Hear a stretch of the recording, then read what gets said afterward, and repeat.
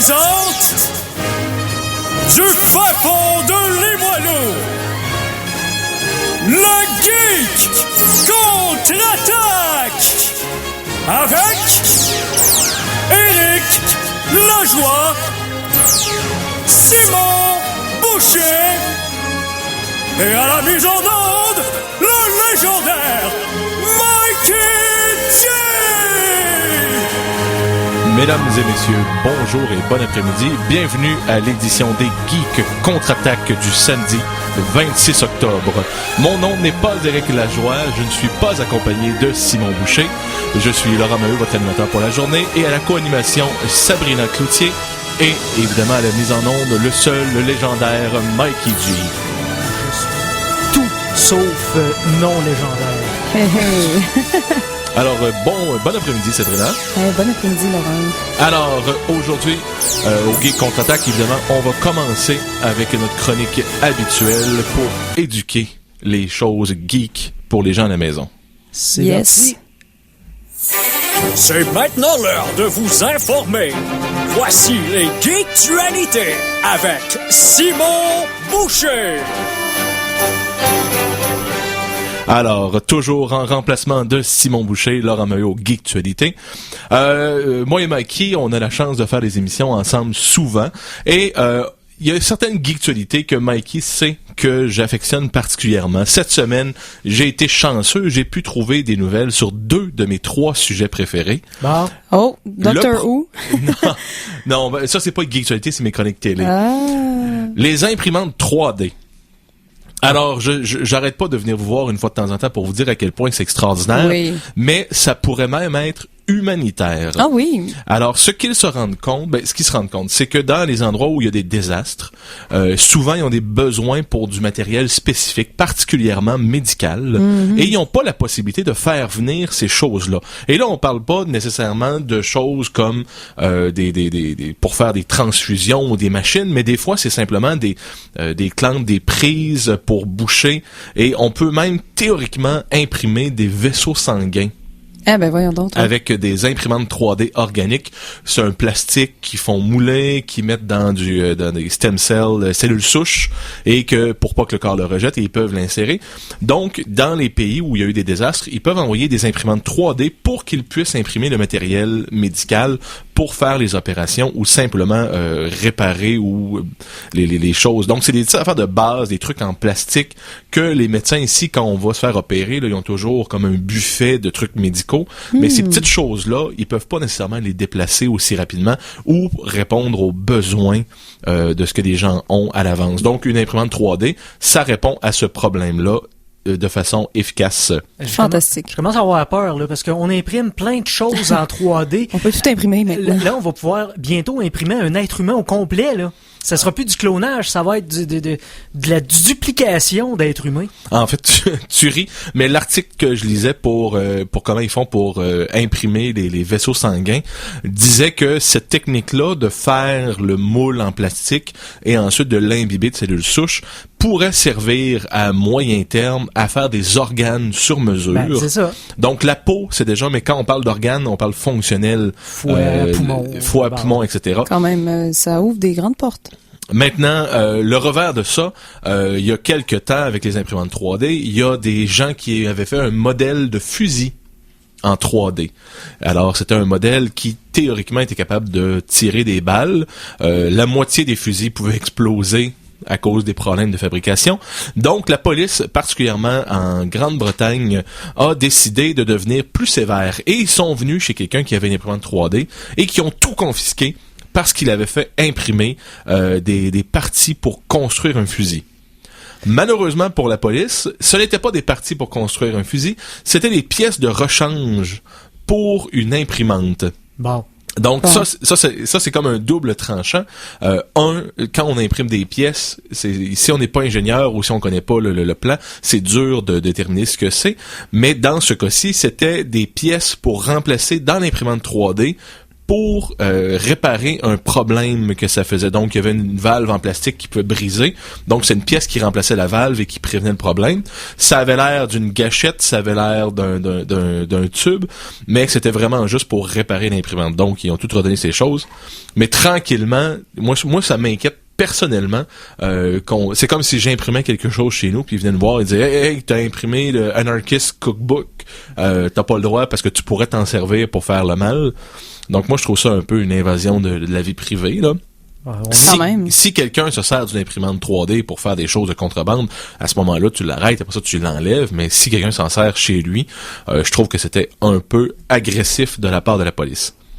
Maintenant, mon deuxième sujet préféré, les voitures qui les voitures intelligentes. Maintenant, il n'y a pas de nouvelles sur les nouvelles technologies ou les choses comme ça. Toutefois, il y a des études qui ont été faites sur l'intégration de véhicules intelligents, autonomes, dit-on, sur les routes. L'étude déclare que s'il y avait 10% des véhicules sur les routes aux États-Unis, il y aurait 1000 morts de moins sur les autoroutes. Quand même. Par année.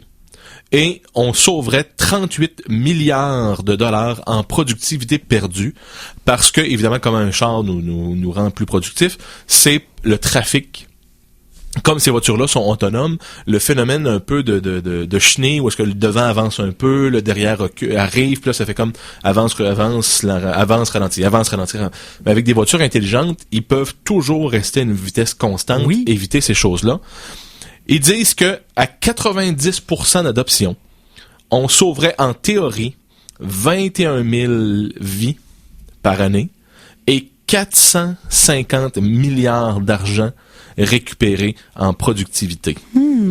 Donc là, moi, ce que j'aime beaucoup de cette recherche-là, c'est que si elle est effectivement validée par la communauté, ça veut dire que les gouvernements et les entreprises vont avoir un incitatif financier à encourager ça. Donc, comme je mentionne régulièrement, un des grands problèmes pour l'adoption des voitures intelligentes, c'est que les gens qui font les lois savent pas à qui la faute dans le cas d'un accident ou de quelle façon écrire une loi pour les assurances, tout ça.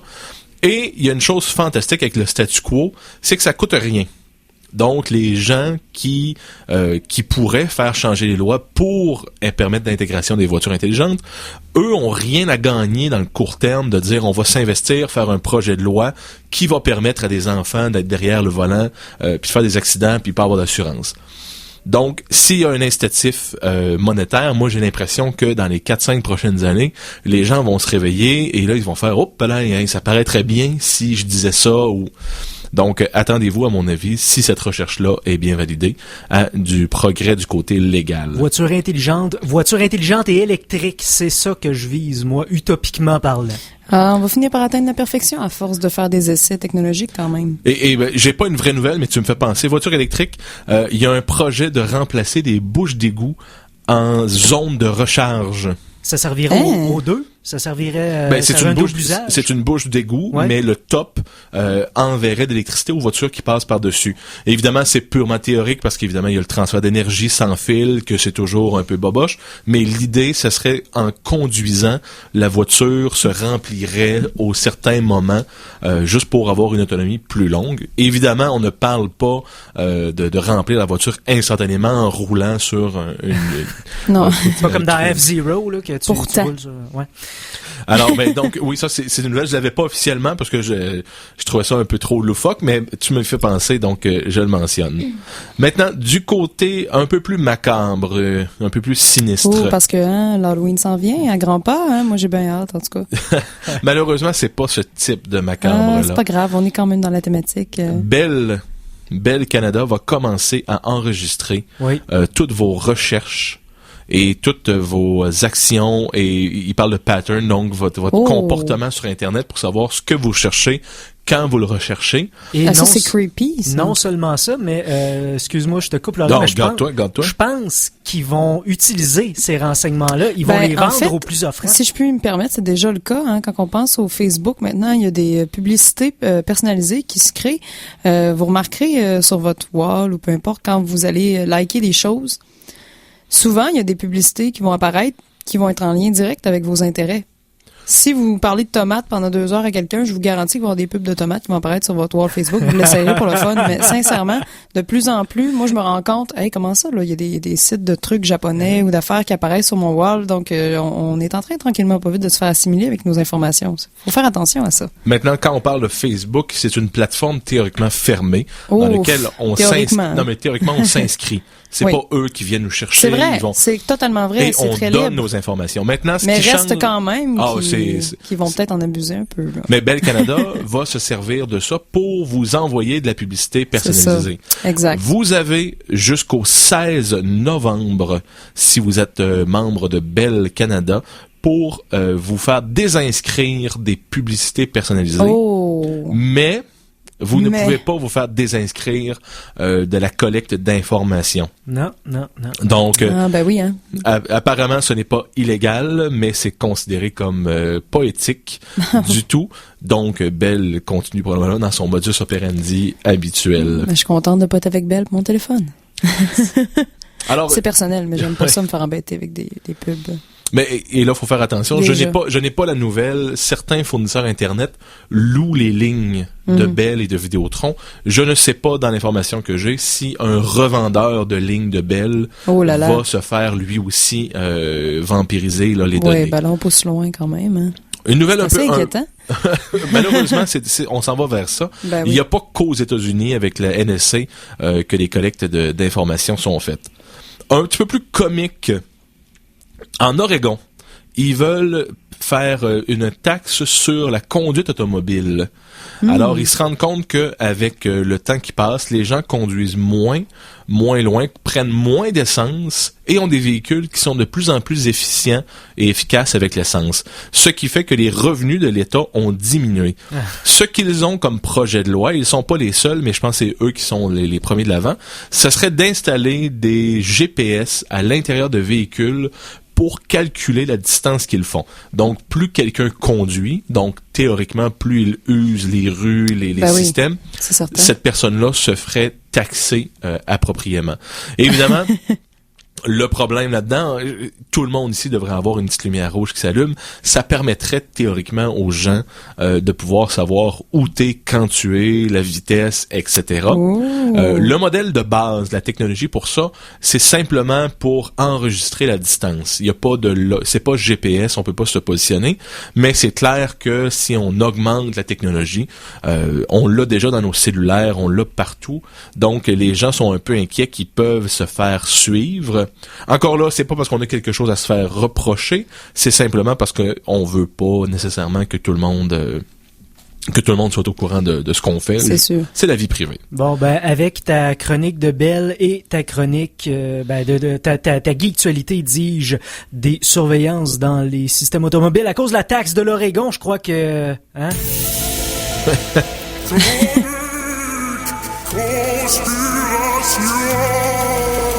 Ah là là. C'est dommage parce que c'était ma dernière mauvaise geektualité. Ah, mais là, on tombe dans le positif. J'y vais plus rapidement. Okay. Google veut intéresser les jeunes aux mécaniques quantiques avec Minecraft. Ils ont fait une altération du jeu qui s'appelle Qcraft, et ça permet de manipuler les blocs à l'intérieur tels que des blocs des atomes qui seraient liés quantiquement. Mais c'est une bonne idée. Donc, ce n'est pas 100% réel, ça ne respecte pas toutes les lois de la physique quantique, évidemment, mais le but, c'est que les jeunes soient exposés à cette forme de logique-là et qu'ils puissent l'appliquer. Ils veulent évidemment, créer un jeu intéressant, mais aussi permettre aux jeunes de découvrir cette science-là pour peut-être un jour créer de futurs ingénieurs déjà quantiques. De base, Minecraft est un peu le nouveau bloc Lego, là, si on pense à ça, là, avec toutes les possibilités qu'il y a dans le jeu. Et il y a des modèles Lego Minecraft en plus, qui sont sortis. Oui, tout existe quasiment en version Minecraft. C'est assez impressionnant quand même. Est-ce que vous avez déjà joué à Myst? Avec un Y. Ben, je sais que ça a révolutionné, c'est le premier jeu sur CD. Le premier jeu sur CD, particulièrement sur Macintosh. Les créateurs ont annoncé Obduction, qui serait la suite spirituelle de Myst. Ils n'ont pas réussi à obtenir du financement de la part des publishers et ils sont présentement sur Kickstarter pour obtenir 1,1 million de dollars. Ils sont déjà à 600 000 dollars. Donc, si vous êtes des fans de Myst et que vous aimez ce style de puzzle intelligent, mystérieux, un pacing un peu plus lent, c'est peut-être un projet que je vous suggère d'aller financer. Je mettrai le lien sur la page Facebook pour les amateurs de Myst. Et dernière nouvelle, celle-là j'ai failli pas la mettre parce que c'est un peu médical, mais je l'ai lu pas mal. Vous savez qu'il y a des gens, malheureusement, qui, suite à des accidents, deviennent paraplégiques. Ouais. La croyance générale, c'est que le cerveau envoie le signal aux jambes, les jambes bougent et on marche. Ils ont découvert que le fonctionnement réel, c'est qu'on aurait des neurones dans le spinal cord, excusez-moi. Oui, dans l'épine dorsale. Dans l'épine dorsale. Et voilà. Le cerveau envoie des ordres de haut niveau. Donc, il dit « marche ». Il dit pas « lève le genou gauche, avance le tibia, dépose le pied ». Il dit à ces neurones-là, dans la colonne, « marche ». Les neurones, ensuite, envoient le signal aux muscles dans les jambes et ils reçoivent le feedback. Donc, si on sent qu'il y a du dénivellement, ça adapte le pied et ça renvoie le signal au cerveau qui dit « parfait, on marche ». Pourquoi ça fonctionne comme ça? C'est pour pas qu'on soit concentré à marcher quand on marche, qu'on fasse pour pouvoir être multitâche, multitâche, droite. C'est pas comme c'est pour pas qu'on joue à coop dans la vraie vie. Exactement. Oh Seigneur. Donc, ce qu'ils sont rendus compte pour les gens qui ont qui ont eu une paraplégie suite à un accident, c'est pas le cerveau qui envoie le signal aux jambes, mais c'est le cerveau qui est plus capable d'envoyer le signal aux neurones. Ils sont capables d'implanter une douzaine pas de capteurs, mais de petits émetteurs qu'ils implantent dans le dos sur ces neurones-là. Et ensuite, malheureusement, c'est pas encore très scientifique, ils trouvent la combinaison de ces neurones-là pour simuler le message du cerveau. Donc ça, c'est un peu... Eux, ils jouent littéralement à coop selon la fréquence et l'intensité. C'est eux qui vont te faire marcher. C'est exact. Donc, Quand j'ai même. vu, il essaie des combinaisons. Donc, il lève quelqu'un, il active 2-3 Puis ça fonctionne cellules. sur des paraplégiques. Là. Ça fonctionne sur des paraplégiques. Ça n'a pas de bon sens. Évidemment, ça ne redonne pas la sensibilité, mais ça permet le mouvement. C'est ça. Et donc, mais là, c'est pas parfait. Donc, la personne va être assise et là, ils vont littéralement envoyer des ondes électriques. Ils vont voir qu'est-ce qui réagit. C'est à pas quelle parfait, mais fréquence. c'est le début de quelque chose d'assez extraordinaire. Là. Donc, éventuellement, si on peut faire quelque chose d'électronique qui part du cerveau jusqu'à ces neurones-là pour simuler. Donc, moi, je trouve ça fantastique. Et je ne savais pas qu'on avait des neurones dans la colonne vertébrale. Donc, Eh oui, l'épine dorsale est notre ami. Mikey, j'en ai trop fait. On est dû pour un petit rince-bouche pour les oreilles. Oui, un petit rince-oreille. La chanson de la semaine! Alors, qu'est-ce que tu nous proposes, Laurent? Si vous n'êtes pas réveillé, faites attention, la prochaine risque de vous faire bouger un peu. Si vous êtes né dans les années 80 et que vous avez eu un Game Boy, ça se peut que vous ayez un flashback fort agréable. C'est une reprise du thème A de Tetris, qui est interprété de manière a cappella par Smooth McGroove, un YouTuber qui s'enregistre de 8 à 10 fois pour faire les différentes tracks de voix. Donc, Smooth McGroove qui nous chante Tetris, le thème A. Et ça commence en a cappella. Sec, allez-y.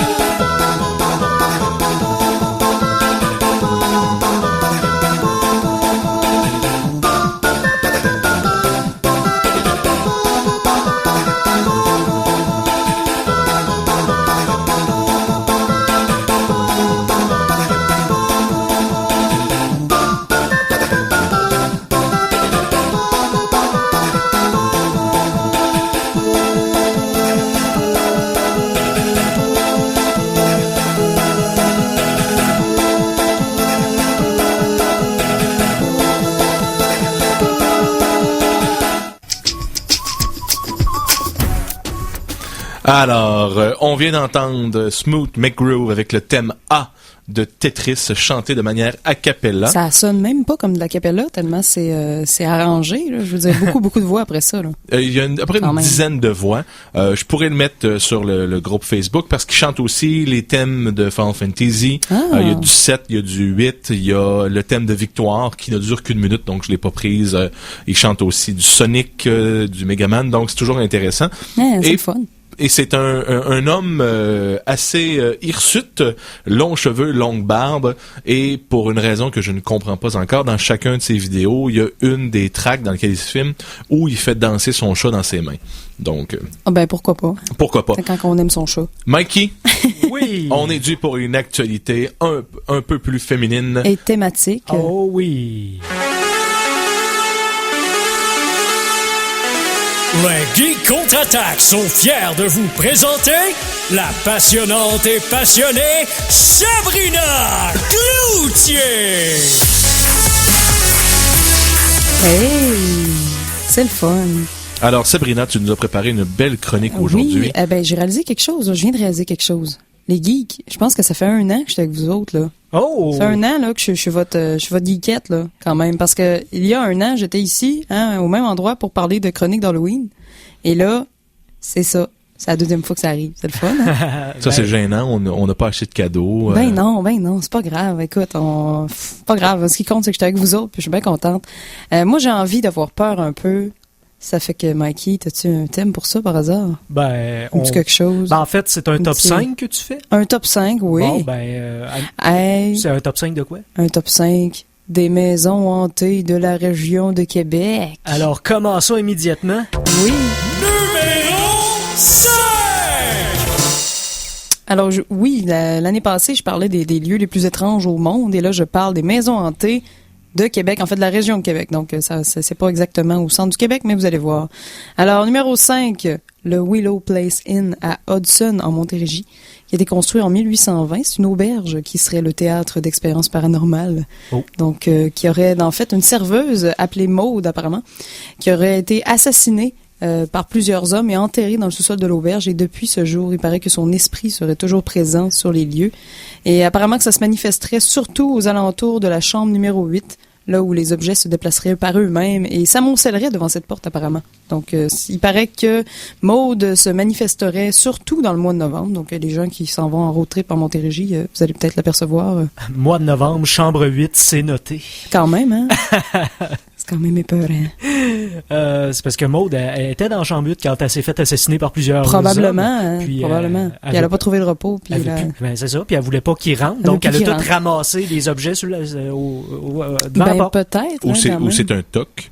Tout simplement. Peut-être. Elle revient pour faire le ménage. Ouais, peut-être. C'était mon numéro 5. OK. Numéro 4!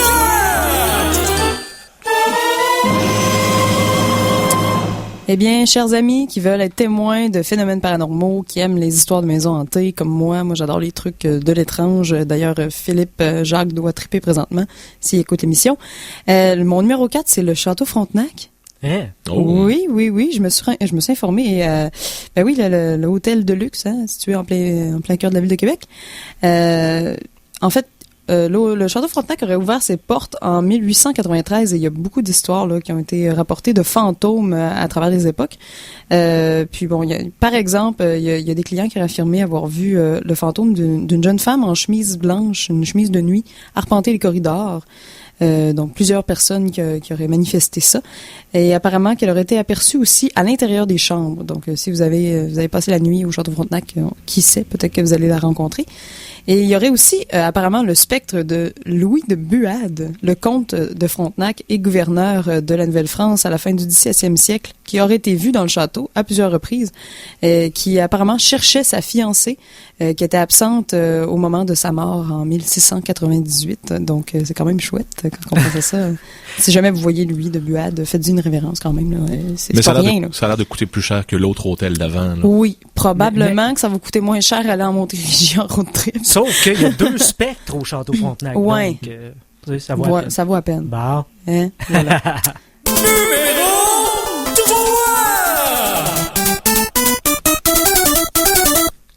Donc, encore là, plus près de nous, l'auberge de Saint-Gabriel dans le Vieux-Montréal, qui aurait été bâtie en 1754. C'est la plus vieille auberge d'Amérique du Nord, donc c'est quand même pas si mal. Donc, maintenant, c'est devenu un restaurant.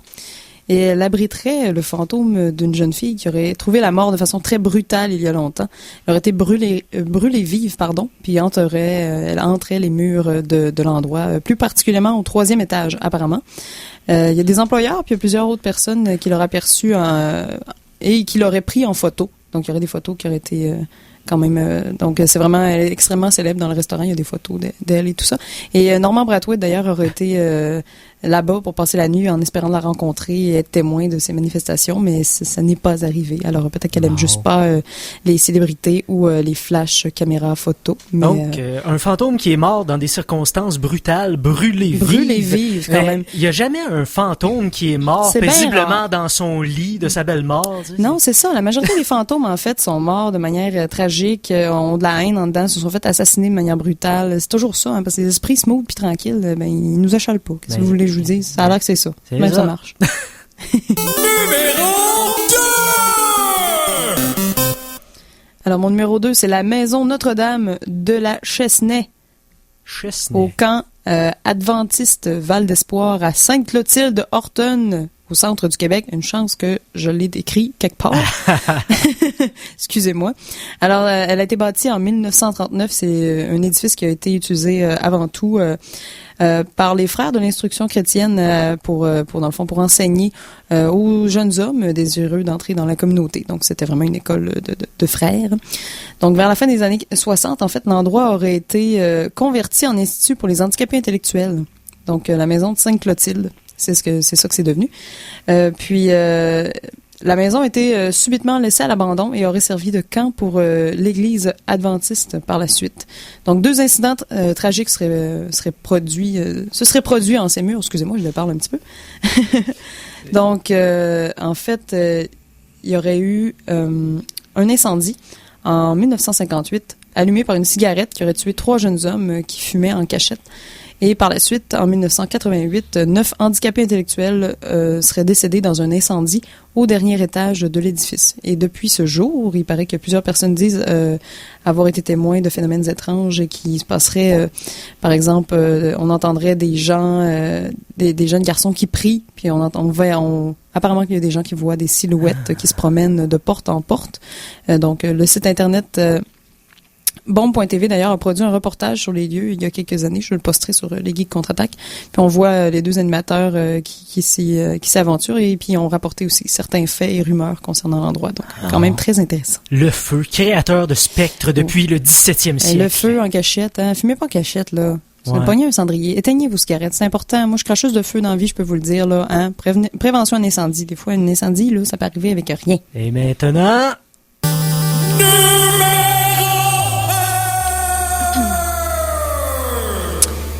Ben oui, mon numéro 1, hein, des maisons hantées dans la région de Québec. Donc, ça fait quand même pas si loin. C'est encore à Montérégie. C'est quand même une place populaire. La maison Tressler à Vaudreuil-Dorion. Donc, qui a été bâtie en 1798, qui serait hantée par le fantôme de Catherine, une des filles de Jean-Joseph Tressler. C'est un riche commerçant allemand.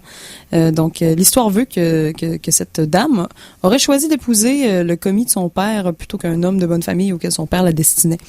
Donc, elle a été déshéritée et chassée de la maison. Et elle a poursuivi son père en justice. Puis, depuis plusieurs décennies, il y a beaucoup de manifestations étranges qui ont été rapportées, notamment dans la chambre qu'occupait Catherine et sa sœur à l'époque. L'historien Jacques Lacourcière racontait d'ailleurs avoir été témoin de quelques faits particuliers. À l'occasion de son séjour, en fait, il dit avoir entendu des bruits de pas et vu une silhouette se tenir devant la porte de sa chambre. Oh. Et il paraît que aussi lors d'un repas entre amis, quelqu'un aurait levé son verre et demandé à Catherine de se manifester et qu'il y aurait eu une pierre qui aurait été tombée de la cheminée, en fait. Donc, c'est quand même pas rien, une grosse roche après la cheminée. Et la maison des Tressler a aujourd'hui, en fait, une vocation plutôt culturelle. Donc, on y trouve... entre autres, un musée sur l'histoire de la famille Tressler. Puis il y a des expositions et des concerts qui y sont présentés, mais il paraît que le fantôme hante toujours les lieux et que les manifestations continuent d'être faire partie de l'histoire de cette bâtisse. Des chutes de pierre dans le manoir Tressler. Ah ben oui, hein, qu'on le veuille ou non, hein, l'histoire de fantômes, ça pique la curiosité, puis moi, c'est mon cas. Donc, même si vous croyez pas au paranormal, ça peut être intéressant des fois de se faire des peurs, puis d'aller visiter. Donc, voilà. Alors, pour les riches ou les gens en Montérégie, gâtez-vous avec un fantôme ou deux. Ben oui. Mikey, on va aller voir on va entendre une pub et on vous revient immédiatement après la pause. Vous possédez une carte de membre de CKRL? Économisez 15% à chaque fois que vous faites un achat au pub Le Dorcet au 65 rue de Buade. La carte de membre de CKRL, c'est pratico-pratique. Le Ciné-Club Spirafilm au Cégep Limoilou est de retour. Pour sa première soirée, voyez le long-métrage Manners of Dying mettant en vedette Roy Dupuis. Le réalisateur Jeremy Peter Allen sera présent afin de partager son expérience de cinéaste. La séance sera précédée du court-métrage Tombé dans l'œil de Hugo Bellasson. Rendez-vous à la salle Sylvain Lelièvre du Cégep Limoilou le 28 octobre à 19h. Le Ciné-Club Spirafilm est présenté en collaboration avec le service d'animation socio-culturelle du Cégep Limoilou, le MCCCF, Télé-Québec, montlimoilou.com, le Bal du Lézard, chez Fratelli et CKRL. Spirafilm.com. Notre histoire commence dès 7h alors que Madame Popote s'active au déjeuner qui seront servis jusqu'à la fermeture. Puis elle prépare un plein comptoir de plats maison avec des produits locaux, frais et santé. Quand vient le dîner, elle confectionne aussi des boîtes à lunch individuelles ou de groupe. Elle livre le tout gratuitement sans se laisser distraire par le loup. Pendant que les adultes profitent d'un tirage mensuel, les enfants raffolent du coin bonbon. Alex, la bouche pleine, déclare soudain: le salé, c'est pour se nourrir. Le sucré, c'est pour le plaisir. Papote, popote et potin. 1501 chemin de la Canardière, 88 522 66 67. Visitez notre page Facebook. L'Atelier de la Mezzanine présente pour la 3e année son encamp bénéfice d'œuvres d'art. Pour l'occasion, plus d'une trentaine d'œuvres d'artistes autodidactes ou professionnels seront mises aux enchères à un prix de départ dérisoire. Michel Marcoux agira à nouveau à titre de commissaire-priseur. L'encamp bénéfice d'œuvres d'art le jeudi 14 novembre dès 17h au studio d'essai de la coopérative Méduse, 591 rue de Saint-Vallier-Est. Pour voir quelques-unes des œuvres qui seront mises aux enchères, consultez atelierdelamizzanine.com. Alors attention, ici c'est François Pérusse et ce que vous écoutez en ce moment, c'est les Geeks contre-attaque. Fait que, watch out. À CKRL 89,1. Bonjour, ici Amissa et Steven, élèves de Jeunes musiciens du monde. Le vendredi 15 novembre à l'Impérial de Québec, c'est notre spectacle bénéfice annuel. Cora Légan, Nicolas Pellerin et les Grands Hurleurs, Mathieu Lippé, Papa Groove, Mariem, Webster, Pépé sa guitare, Bougat, Millimétrique, la chorale Les Muses de Montréal du film Gabriel et nous-mêmes serons sur scène pour une soirée haute en couleurs. Une présentation de la Capitale Groupe Financier.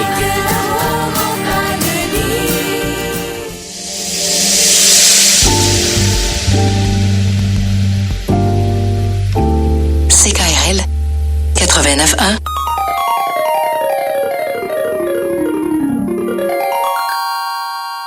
De retour de la pause, revoici la Geek contre-attaque! Mesdames et messieurs, re-bienvenue au Geek contre-attaque. Alors, avant de passer à une prochaine chronique, c'est incroyable. Nouvelle de dernière heure. Oui. Littéralement dernière minute. Chronique de l'étrange.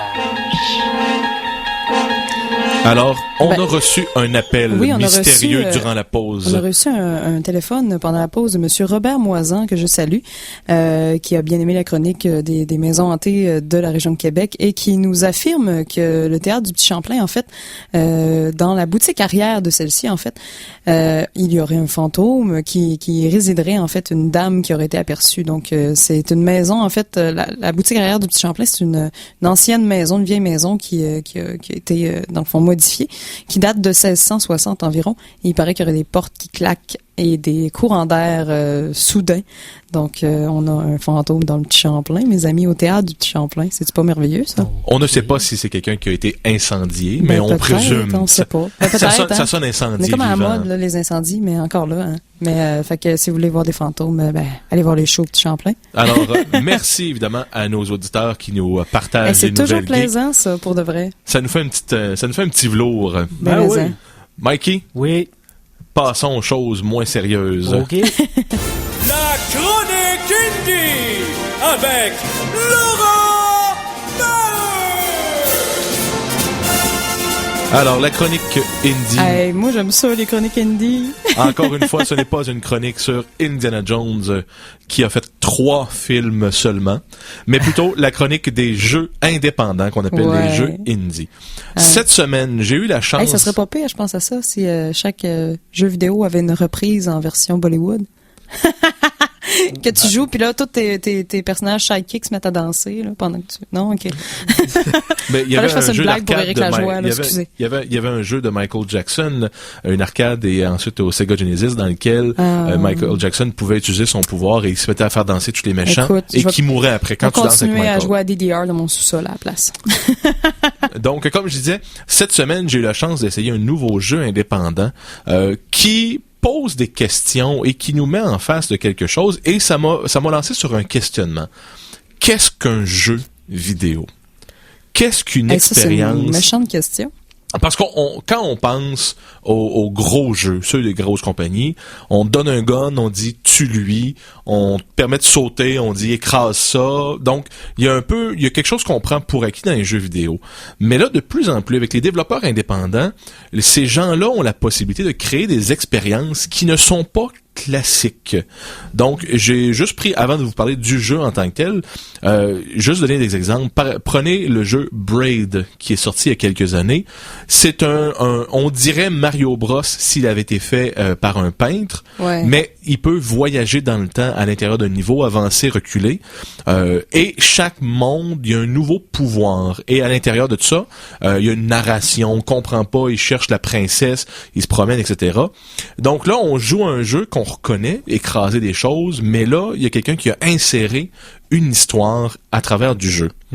Un peu plus tard, en 2011 ou 12, la compagnie qui ont fait Amnesia The Dark Descent ont fait un jeu, que je dis entre guillemets pour jeu, Dear Esther. Ce qui avait commencé comme un mode pour Half-Life 2, ça vous met sur une île. Okay. Fantastique. Graphiquement, j'ai adoré jouer à ce jeu-là. Sur une île dans laquelle la seule chose que vous faites, c'est marcher. Donc, il y a des sentiers, on les suit. Et à certains moments, il y a de la narration, comme un monologue interne du personnage. Il n'y a pas de monstre. Il n'y a pas de choix. Il n'y a pas rien à faire. On ne peut pas échouer. On ne peut que marcher. Donc, c'est une histoire vidéo. C'est une histoire interactive, mais même là, l'interactivité, c'est vraiment, si on décide d'aller vers le cul-de-sac, ça peut faire partir un peu de narration, etc. Okay. Mais là, depuis que ce jeu-là est sorti, là, il y a du monde qui s'obstine. Est-ce que c'est un jeu ou non? Le consensus est que non. Comme il n'y a pas d'objectif, comme il n'y a pas de façon de mourir, les gens disent que c'est une histoire interactive. Parce que les puristes disent non, si tu peux pas te tuer ou réussir. Un peu comme le échouer. principe du film dont vous êtes le héros, plutôt. Ouais, mais c'est comme, la ligne est mince quand même. Ça... Et toutes ces questions-là sur le joueur, le choix, l'interactivité, c'est mis en évidence dans ce jeu qui est sorti cette semaine, et je ne peux que le recommander très chaudement. Il s'appelle The Stanley Parable. Ça a commencé aussi comme un mode pour Half-Life 2, fait sur Source Engine de Steam. C'est un jeu qui nous met en vedette comme Stanley, qui travaille dans un cubicule et qui reçoit des messages à son écran lui demandant d'appuyer sur des touches, et il appuie sur les touches de ce que l'écran lui demande. Et un jour, il y a rien qui arrive sur son écran. C'est le moment où est-ce qu'on commence à jouer. Okay. Le jeu est particulier parce que il y a un narrateur qui est en arrière-plan et qui dit par un bon matin, Stanley attendait à son bureau et il n'y avait pas de commande. Donc là, on sort du bureau et là, il n'y a plus personne. Donc le narrateur dit il n'y avait plus personne, etc. Et là, ça continue et on arrive à un choix. On arrive dans une salle qui a 2 portes. Le narrateur dit et Stanley prit la porte de gauche. Maintenant, on est gamer ici, il y a des gens à la maison. Imaginez le scénario dans un RPG. Vous arrivez dans un village et il y a un NPC qui vous dit vite, la princesse a été kidnappée par le dragon, il est dans le château. Ouais, t'as comme pas le choix, là. Mais qu'est-ce qu'on fait en tant que RPGiste? Alors, on va fouiller partout sauf le château, parce qu'on sait que le château va faire débloquer l'histoire. On a des réflexes de gamer qui apparaissent, on n'a pas le choix. Donc, on prend le contrôle du jeu. Donc, après 1 minute de jeu, on arrive dans une salle et le narrateur dit Stanley prend la porte de gauche. Mais et là, je vous dirais, la première fois que j'ai joué, j'ai dit moi, je vais faire la porte de droite, je vais briser. Puis j'ai fait non. C'est ça que le jeu veut. Il me tease. Et là, bon, je vous dirais pas exactement, mais l'idée, c'est d'explorer les choix d'un joueur. Donc, c'est l'idée, est-ce que le joueur est en contrôle de l'histoire ou est-ce que c'est l'histoire qui est en contrôle du joueur? Et à partir de ce moment-là, il y a plusieurs choix. Donc, si on prend gauche, il va nous exposer à certains choix. Si on prend droite, il nous expose à d'autres choix. Et ça fait environ une 10-12 de fins possibles. La fin classique, c'est une histoire du point A au point B. Ça se termine. Ça, c'est si on écoute un narrateur, ça nous prend 10 minutes à faire, et là, on a un sens de résolution, on a réussi quelque chose. Et ensuite, on recommence. On est dans le bureau, l'ordinateur arrête, et là, on peut commencer à explorer l'univers, faire d'autres choix. Ce qui, évidemment, c'est dur à décrire comme expérience. Je vais mettre le lien en Facebook. C'est très drôle. Ça faisait longtemps que j'avais pas ri, pas de chaudes larmes, mais où est-ce que je me suis fait surprendre par un jeu. Parce qu'à un moment donné, le narrateur commence, si on défie le narrateur, il commence à nous dire des commentaires que on fait pas ce qu'il devrait, ou à un moment donné, on est sur une plateforme, comme dans un entrepôt qui monte, et là, le narrateur dit « Stanley, tu devrais m'écouter, fais-moi confiance, je veux ton bien. » Et on a possibilité de sauter en bas sur une autre plateforme. Et là, quand tu sautes, le narrateur fait « Hey, je suis en train de parler! Voyons donc, je peux pas te demander de... » Et à un moment donné, tu peux te lancer et mourir. Tu es en train de monter, puis au lieu de lancer sur l'autre plateforme, tu peux te lancer par terre. Et le narrateur va dire « Eh bien, Stanley, dans un grand effort pour prouver qu'il était en contrôle, a décidé de se tuer. » Et il y a une douzaine d'alternatives. Il y en a même une là, qui m'a fait rire un peu. Dans le début, il y a un bureau qui est un peu plus bas. Tu peux monter dessus, te pencher, passer au travers de la fenêtre. Tu sais, des fois dans les jeux, on passe comme en arrière du décor, on voit comme le revers des textures, tu sais, comme un peu un glitch. Mais eux, ils ont créé ça pour les joueurs qui sont du genre à se coller sur tous les murs pour trouver des failles. Donc, ils ont fait une fin pour ces joueurs-là, pour dire, bon, ben, félicitations, t'as trouvé ça. Est-ce que ça valait la peine? Et là, il y a deux boutons qui apparaissent, oui et non. Et là, est-ce que ça valait la peine? Moi, j'ai cliqué non. Et ensuite, le narrateur m'a dit, si t'es ce genre de joueur-là, tu vas sûrement recommencer le jeu, revenir ici, puis faire oui, juste pour entendre ce que je pourrais dire de différent. À un moment donné, si tu défies trop la ligne, tu recommences, et là, le narrateur s'est écœuré, et il met une ligne jaune par terre. Il dit, regarde, suis l'histoire, suis la ligne jaune, dévie pas de ça. C'est donc bien drôle. À un moment donné, il y a un garde-robe que t'ouvres, et là, tu rentres dedans, puis là, le narrateur, il dit, hop, il y a un garde-robe, il y a rien, Stanley ressort. Et si tu ressors pas tout de suite, il s'impatiente, il dit, voyons, je comprends pas, il y a rien à voir, il y a rien, puis là, tu cherches, tu cliques, c'est pour voir s'il y a absolument rien. Et quand tu repasses une deuxième fois, il t'ouvre la porte, le narrateur fait, non, vas-y pas. Et les fois suivantes, la porte est bouchée avec des planches de bois pour pas que tu rentres. Le narrateur est tellement écœuré que tu perdes ton temps là-dedans. Donc, c'est The Stanley Parable. C'est toujours, ça rit de lui-même. Ça rit des choix qu'on fait. Ça rit un peu des comportements qu'on fait. Quand on dit, hey, moi, je joue un RPG, mais au lieu de sauver la princesse tout de suite, j'allais trouver le trésor qui était en arrière, qui avait une arme plus 3. Un peu ces réflexes de joueur. Ça rit un peu de, on a tous une façon de jouer qui est un peu, c'est ça.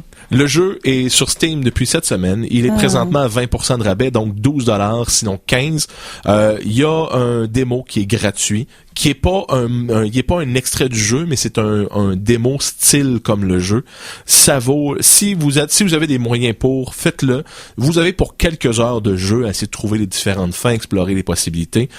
Si vous êtes moins en moyens, lorsque le jeu sera à 50% de rabais, vous devez de l'acheter. C'est drôle, c'est bien fait. Et ça nous met un miroir en tant que gamer et l'illusion du contrôle qu'on a ou qu'on n'a pas sur une histoire. Donc, c'est tout pour la chronique indie. The Stanley Parable, découverte incroyable. J'en ris encore quand j'en parle. Je vous le recommande à tout le monde. Ben, merci beaucoup, Laurent. Mikey? La chanson de la semaine 2! Sabrina. Oui. À toi les honneurs. Ben oui, on est encore dans la musique asiatique. Là, on change de branche un peu, on s'en va dans la musique coréenne, le K-pop en fait. Donc, je vous présente le groupe Big Bang, qui est le groupe coréen le plus connu là, de l'heure en fait, autant par pas juste par les gens qui parlent coréen, mais tout le monde autour. Là. Donc, c'est très pop. Mais je pense que ça va vous faire un peu de soleil là, avec cette journée pluvieuse et bref, le groupe Big Bang. Ça s'intitule Fantastic Baby. Donc vous allez voir, c'est un peu cheesy coréen, mais ça rend le sourire. Donc on écoute ça. Allons-y, gaiement. Dans pas long. Vous allez voir, ça déménage. We gon' party like 리리리라라라 맘을 열어라 머리를 비워라 불을 지펴라 리리리라라라 정답은 묻지 말고 그대로 받아들여 느낌대로 가 Alright 하늘을 마주하고 두 손을 다 위로 저 위로 날 뛰고 싶어 나나나나나나나나나 Wow Fantastic, baby. Dance. I wanna dance, dance, dance, dance. Fantastic, baby. Dance. I wanna dance, dance, dance, dance. Wow. Fantastic, baby. 이 난장판에 끝판왕 차례 땅을 흔들고 3분은 엄부충분한 race 분위기는 wire catch me on fire 진짜가 나타나 하나부터 열까지 모든 게 다 한수위 모래벌판 위를 미친 듯이 뛰어봐도 버튼한 우리 오늘은 충분히 너무나 푸르니까 아무것도 묻지 말란 말이야 느끼란 말이야 내가 누군지 심장 소리에 맞게 뛰기 시작해 막이 끝날 때까지 yeah I can't baby don't stop this 오늘은 타락해 미쳐 바라게 가는 거야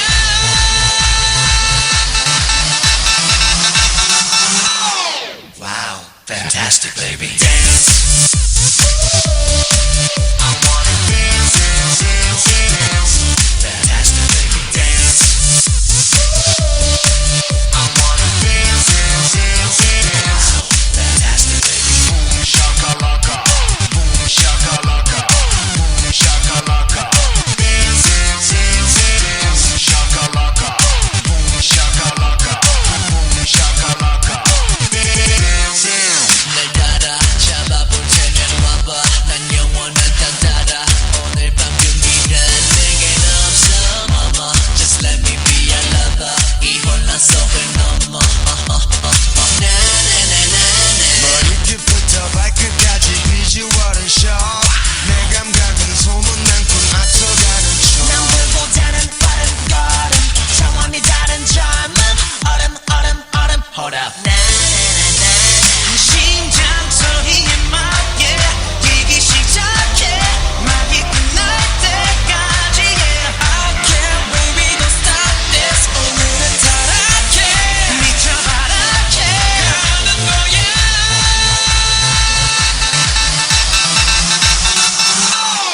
Wow fantastic baby Dance I wanna dance dance dance dance Fantastic baby Dance I wanna dance, dance, dance, dance. Fantastic, baby. Boom shakalaka, boom shakalaka, boom shakalaka. Dance, dance, dance, dance. Shakalaka, boom shakalaka, boom shakalaka. Dance, dance. 다 같이 놀자. 다 같이 뛰자. 다 같이 놀자. Wow, fantastic baby. Oh! Alors, c'était Fantastic Baby de Big Bang, donc un band coréen vraiment super. Puis pour ceux qui auraient aimé les voir en spectacle, ils étaient aux États-Unis l'année passée. Et là, ils ont arrêté de faire une tournée parce que en Corée, il faut faire son service militaire, c'est obligatoire, même si on est des chanteurs populaires. Donc, ils doivent faire ça. Mais je vous suggère, je vais mettre un lien sur la page des Geeks, mais d'aller voir leurs clips parce qu'ils sont extrêmement originaux. Ils dansent extrêmement bien aussi, puis ça déménage en show. Donc, voilà. Sabrina, je sais pas pourquoi, mais je trouve que ça manque quelque chose à l'émission. Ça manque un peu de Mikey. Ben, mais hein.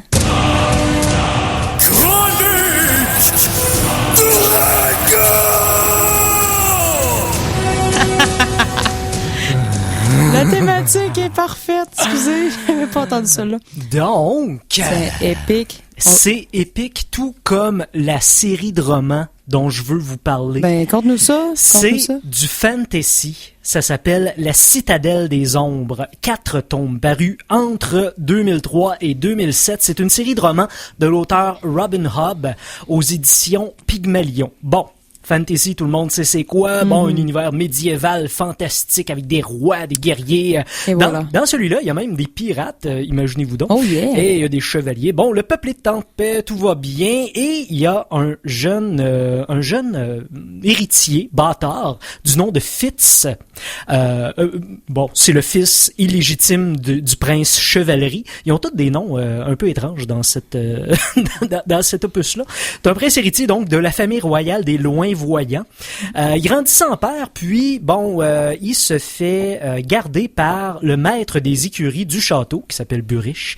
Fitz a peu de liberté, il doit allégeance et la vie sauve au roi Subtil, qui a mis Buriche sur son cas pour le protéger. Puis un jour, un mystérieux vieillard fait irruption dans la vie de Fitz et commence sa formation d'assassin royal. L'homme en question, le mystérieux vieillard, c'est Ombre tombe étoile. Son visage est grêlé de cicatrices. Il est vraiment pas beau parce que il fait des expériences, entre autres scientifiques. C'est une espèce d'alchimiste, entre autres. Et il a fait une expérience avec de la poudre à canon et ça lui a explosé dans la face. Bon.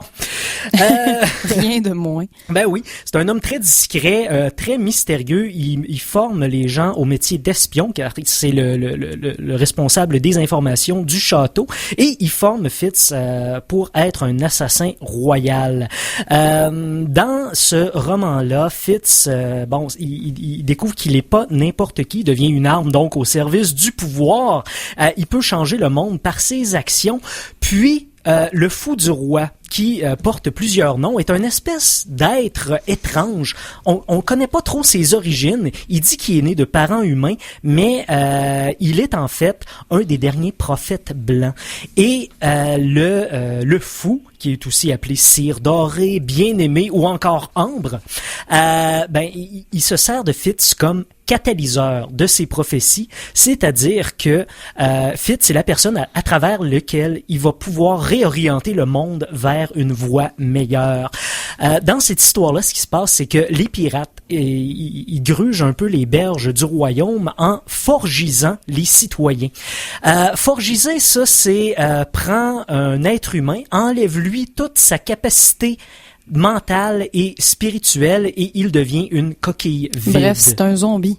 Exactement, mais zombifié presque. Zombie, légume, il y a aucune envie, aucune volonté, mais il y a plus rien. Il y a même plus besoin, ça il tente même pas d'aller manger des cerveaux. C'est comme les vrais zombies de la religion vaudou là. Oui, Quand on parle des zombies, c'est des gens comme ça là, qui sont drogués, qui sont vraiment juste Exactement. Mais ils sont pas manger de monde nécessairement.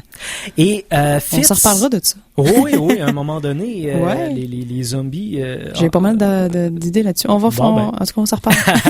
Donc, Fitz et les zombies. Ben oui, Fitz est doté de 2 magies particulières. Une qui est attachée au royaume, à la famille royale dont il est issu, c'est-à-dire l'art. L'art, c'est la magie royale, c'est tout ce qui est humain. Ça permet de communiquer par la force de l'esprit, donc télépathie, la puissance de l'art croît avec son utilisation, mais attention, les artiseurs sont prévenus dès le début de leur formation des dangers de cette magie-là, parce que plus tu l'utilises, plus t'es accro à cette magie-là, et puis tu peux te perdre dans le flux de cette magie-là si tu fais pas attention. Ça permet de guérir, blesser, influencer à distance les humains, mais Fitz est doté d'une magie toute particulière à lui, que la famille royale n'a pas, c'est le vif. Très mal perçu par les habitants des 6 duchés, qui est le royaume qui est raconté dans cette histoire-là. Les vifiers, c'est la magie des animaux. Tu peux te lier télépathiquement à un animal, tu peux même avoir un lien privilégié avec un animal, une espèce de mariage, mais c'est encore plus fort qu'un mariage. Tu peux voir au travers de ses yeux, tu peux même, en cas d'extrême urgence, envoyer ton esprit dans le corps de ton animal pour éviter la mort. Wow. J'ai vraiment tripé. C'est 4 tomes d'à peu près 1000 pages, mais ça passe vite. Ben écoute, tu nous en parles avec passion, en tout cas. C'est en plus pour les férus de BD, ça a été adapté en bande dessinée. C'est en cours par les éditions Soleil Productions.